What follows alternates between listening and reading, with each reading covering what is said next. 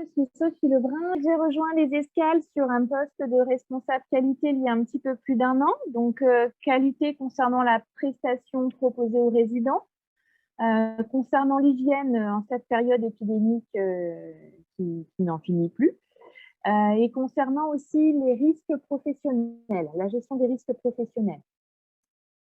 Alors, donc, je vais vous présenter l'expérience qualité aux Escales. Donc, la qualité, c'est quoi? Eh bien, la qualité, c'est parfois accepter de perdre du temps pour pouvoir en gagner. C'est-à-dire que parfois, il faut essayer de sortir un petit peu la tête du guidon et ne pas continuer à faire les choses tout simplement parce qu'on a l'habitude de les faire comme ça. C'est prendre du recul, c'est consacrer un temps à l'analyse de nos pratiques avec différents regards, parce qu'effectivement, souvent, nous, on a une vision tronquée, donc c'est bien de pouvoir confronter plusieurs perceptions de la situation, c'est-à-dire questionner les acteurs du terrain, mais aussi les personnes concernées, les usagers. Est-ce que la manière dont les choses sont faites actuellement sont facilement applicables? Est-ce que les usagers en sont satisfaits? Est-ce que les professionnels en sont satisfaits? Et puis, qu'est-ce qui se fait ailleurs? Parfois, ça peut être intéressant aussi de se concentrer un petit peu sur ce qui peut être fait dans d'autres établissements et partager les pratiques. Mais pour améliorer nos pratiques, il faut effectivement être sûr que l'on a les mêmes attentes et que l'on parle la même langue. On a donc une vision qui nous est propre, un regard tronqué, une perception propre à chacun et comme le disait la petite présentation, on va avoir des écarts entre la qualité attendue, la qualité voulue, la qualité délivrée et la qualité vécue vraiment par les usagers. Donc, pour commencer, il est indispensable de définir un même point de vue, donc de partir sur la base de recommandations ou d'un référentiel. À la base, effectivement, le socle à la qualité, c'est la route des lignes. Il faut savoir qu'en EHPAD, on a également un contexte réglementaire qui permet de régir la qualité. Donc, la loi 2002 et aussi le décret de 2007 concernant le cahier des charges des évaluations internes et externes qui va, comme vous le savez, ne plus être d'actualité très prochainement puisque les évaluations au sein des EHPAD sont en train d'être revues avec un nouveau cahier des charges en cours de test. Concrètement, au sein des escales, comme je vous le disais, il faut pouvoir s'appuyer sur des référentiels. Donc, utiliser des ressources existantes, que ce soit des recommandations, la réglementation, mais aussi être capable en interne de créer et d'actualiser des procédures, des modes opératoires propres à l'établissement. Donc, en s'appuyant sur des personnes ressources, je pense par exemple à l'infirmière hygiéniste du projet ARS qui intervient actuellement sur les résidences. Il faut aussi pouvoir mettre en œuvre ces recommandations, puisqu'une fois qu'on a défini les référentiels et il faut que ces référentiels soient connus pour pouvoir être appliqués. Donc, comme vous le disiez, à juste titre, la communication a vraiment un rôle primordial à jouer. L'idéal, c'est de pouvoir utiliser différents canaux, que ce soit des réunions, donc avec des échanges d'informations en direct, des mails, des notes de service, des questionnaires de satisfaction. Ensuite, une fois que ces référentiels seront appliqués, fatalement, il y aura des écarts entre la qualité attendue et la qualité perçue. Donc là, il va y avoir toute une batterie de démarches, de processus à mettre en œuvre. Donc, la réalisation d'audits. Donc, je vous ai mis quelques exemples. Le résident traceur, les audits de bientraitance, hygiène, restauration, sur les risques psychosociaux ou encore la qualité de vie au travail.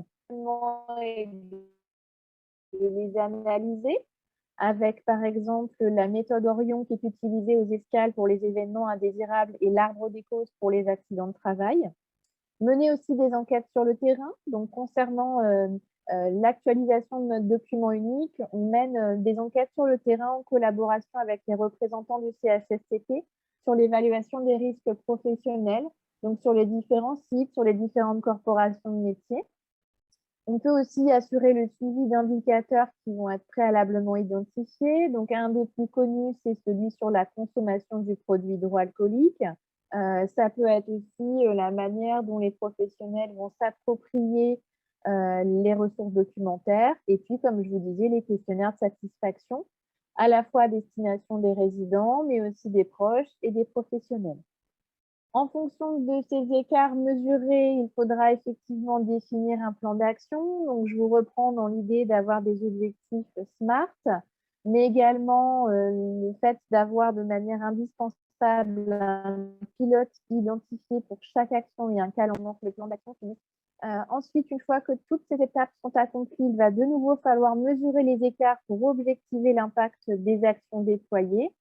Et puis, ajuster éventuellement le plan d'action, soit pour intervenir de manière correctrice, soit pour intervenir en termes de prévention lorsqu'on a identifié un presque risque et qu'on est en mesure de l'éviter, ou alors effectivement de consolider les actions mises en œuvre si elles ont apporté satisfaction.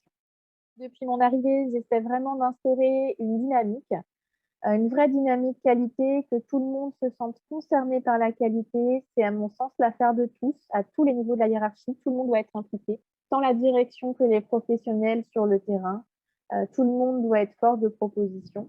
Et j'ajouterais même que ce sont les professionnels sur le terrain qui sont les plus à même de faire des propositions pratico-pratiques et qui vont leur apporter un plus au quotidien et aussi un plus aux usagers qu'ils côtoient tous les jours.